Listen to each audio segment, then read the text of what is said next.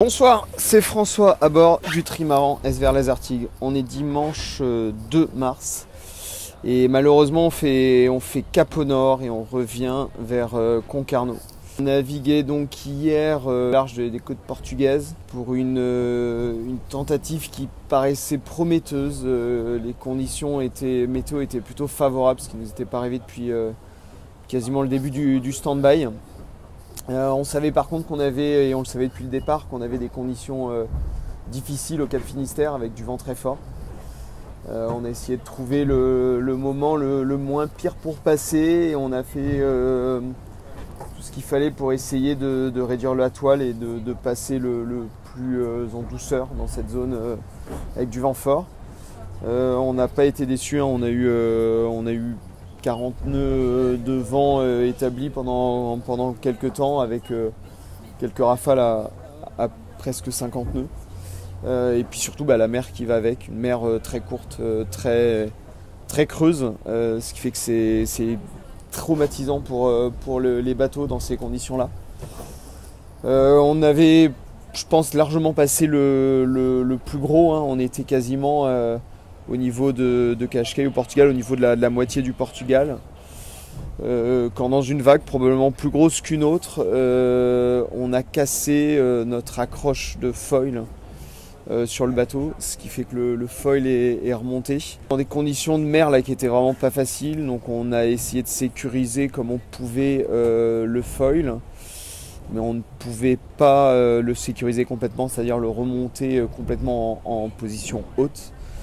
On a donc pris la décision de se rapprocher du Portugal et de se mettre à l'abri de la mer et du vent. On a donc sécurisé le foil en position haute. Malheureusement, on a, comme on l'avait constaté hier, déjà constaté des dommages sur le foil. C'est difficile au moment où on parle là, de savoir exactement la gravité de l'endommagement sur ce foil, mais ce qui est sûr, c'est que là, c'était en tout cas trop grave pour un tour du monde. Donc voilà, j'espère que ce n'est presque que du superficiel et qu'en quelques heures au chantier, on arrivera à réparer ce foil, mais aujourd'hui, on n'en est pas sûr et il va falloir qu'on l'ouvre et qu'on voit comment le foil est à l'intérieur. C'est dur, c'est super dur pour moi, pour tout l'équipage. J'imagine pour l'équipe à terre, pour toutes les personnes là, qui travaillent d'arrache-pied pour qu'on soit dans les meilleures conditions pour ce record et ce trophée Jules Verne. Ça nous rappelle à quel point il est difficile ce record, à quel point c'est difficile de faire un tour du monde sur ces grands multicoques. Ce qu'a fait Francis Joyon en 2016, c'est incroyable.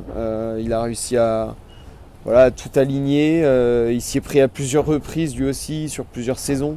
Et voilà, il a réussi à faire un tour du monde incroyable.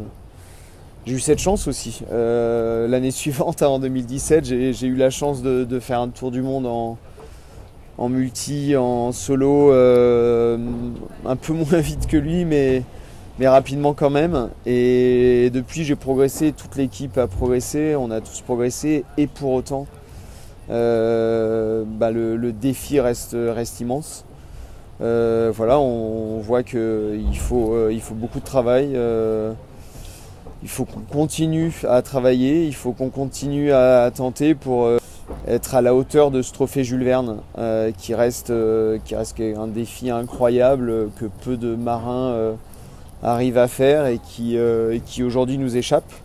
Pas facile, c'est vraiment pas facile. Pour nous, là on se concentre sur ramener donc le trimaran à bon port à Concarneau en essayant surtout de ne pas endommager le foil, l'endommager le moins possible.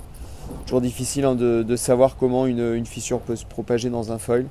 Voilà, notre objectif là c'est de revenir à Concarneau le plus rapidement possible et en même temps sans abîmer le foil, et on verra arriver à Concarneau ce qu'il faut faire et quelle est la suite du programme. On se concentre là sur ce convoyage retour et on essaye évidemment aussi de se concentrer sur toutes les choses extrêmement positives qu'on a pu apprendre ces dernières semaines et ces derniers mois.